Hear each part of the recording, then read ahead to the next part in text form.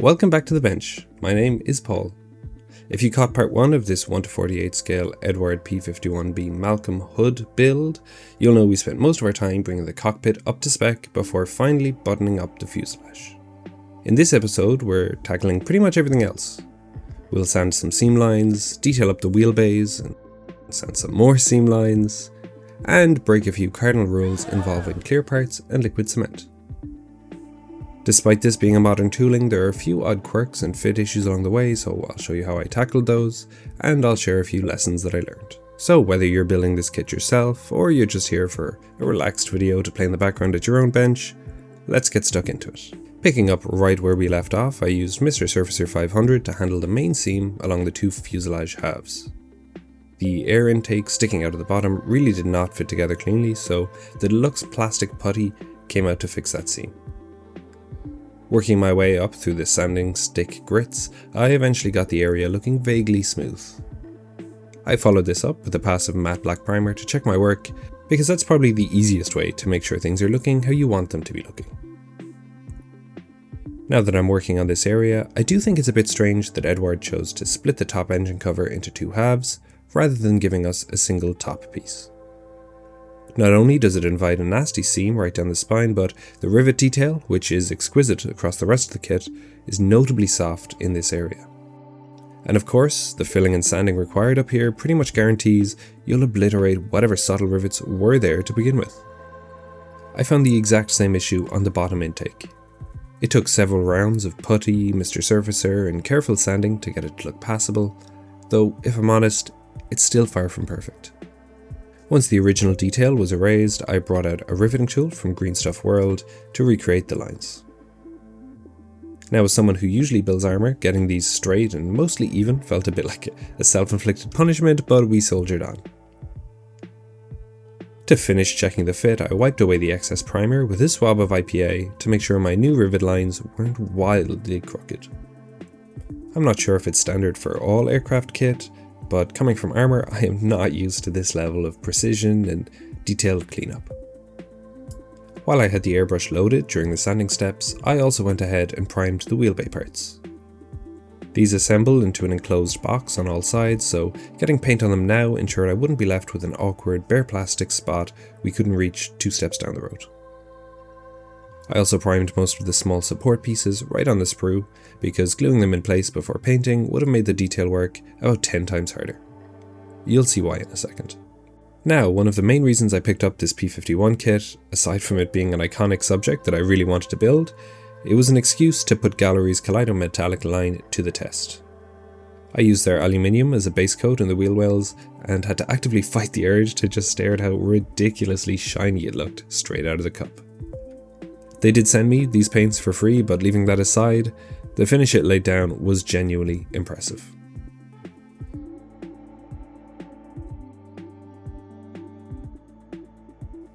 I followed up the silver with some zinc chromate in appropriate areas based on images from Eduard's own website.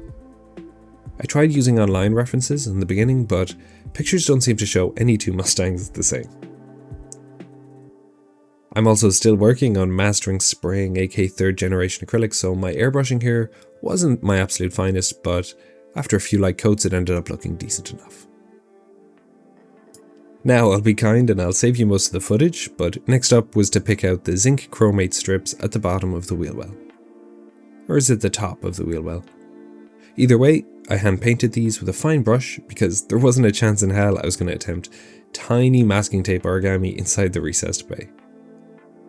This little piece of paintwork took a considerable amount of time and was also the reason I held off on adding those supports from before. After that, I assembled the main parts of this sub-assembly.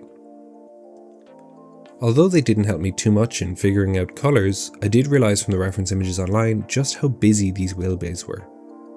They looked like an absolute knot of pipes and tubes and wires, and although I wasn't going to be able to replicate that exactly, I decided to add some of the most noticeable tubes and pipes to give a sense of what I saw in those photos. This wasn't too hard, just a case of careful measuring and bending to make the pipes look seamless between the support pieces.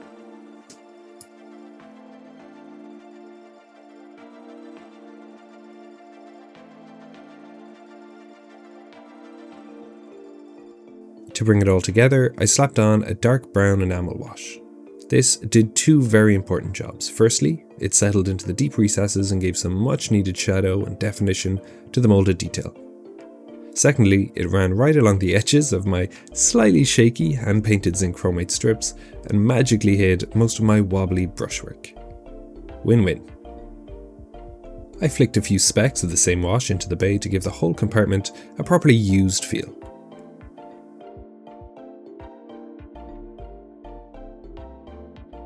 With the bay finished, I tacked it into its forever home inside the fuselage with some Tamiya extra thin, ready for the next stage. With the wheel bay in place, surprisingly that didn't mean it was time to slap the wing halves together.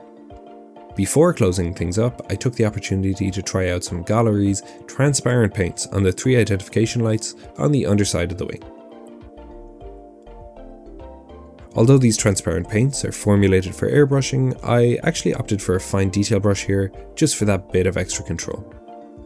I'm happy to report they brushed on perfectly, leaving a nice rich, saturated lens colour.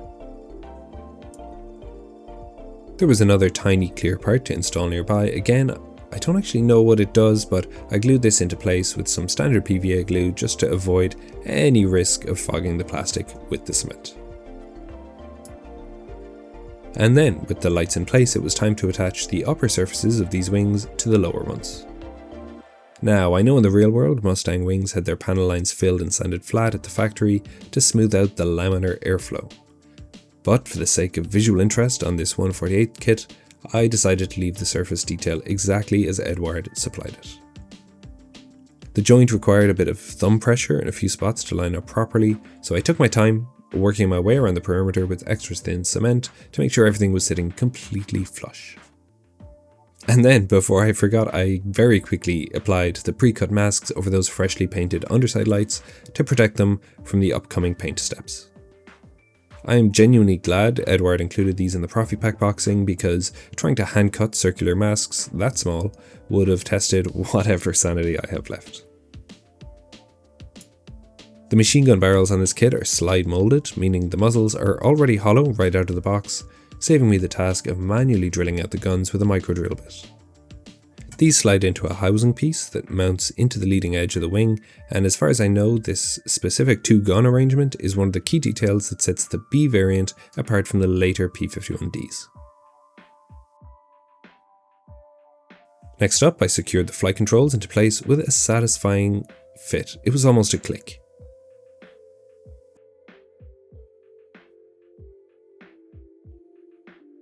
I secured the tail elements and then brought the entire main wing assembly up to meet the fuselage. Honestly, I was amazed by how cleanly these major components clicked together compared to some of my past builds. We were left with a seam so tight it looks like it was an intentional panel joint, so props to Eduard for that.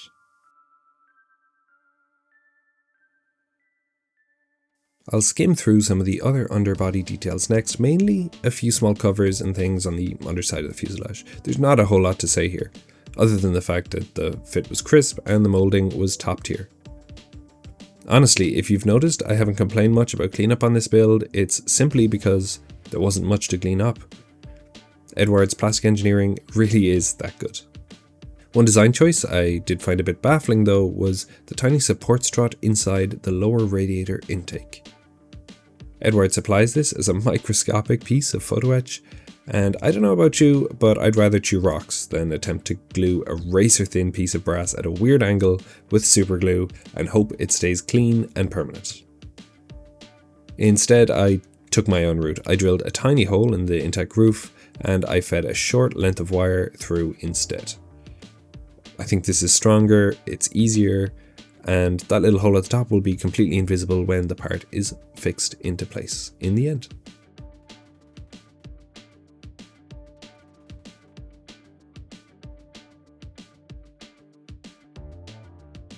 The kit gives you 3 different styles of nose grills, so I trusted the instruction sheet for the specific cripes-a-mighty markings that I'm building. The same went for the antenna mount. The instructions call for a quite unique angled post here, but I'm going to leave off the actual antenna until after the main paint job is done. I learned the hard way about the perils of attaching delicate aerials too early on my Swiss BF109 build a while back, which I've snapped that aerial more times than I can count. 4 to be precise. I went ahead and I assembled the wing flaps as well, but I'm keeping them off the airframe for now to make painting a bit easier. Interestingly, the real Mustang's wings were painted with an aluminium lacquer, whereas these flaps were unpainted bare metal.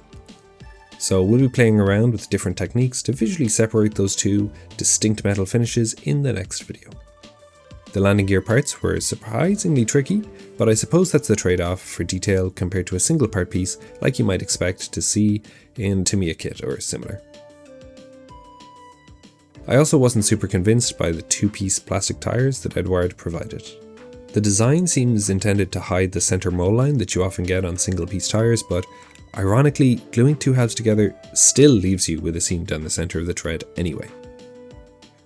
To save myself the headache, I just went onto Cults 3D, I sourced some beautifully detailed replacement tyres, which have some weighted sag and sidewall lettering. I 3D printed them, and I test fitted them to the gear legs.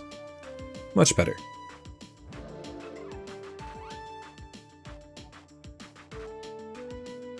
While browsing through an article on Hyperscale that detailed a few minor inaccuracies with this kit, I spotted one fix that looked pretty quick and painless, which was removing tiny landing gear door tabs.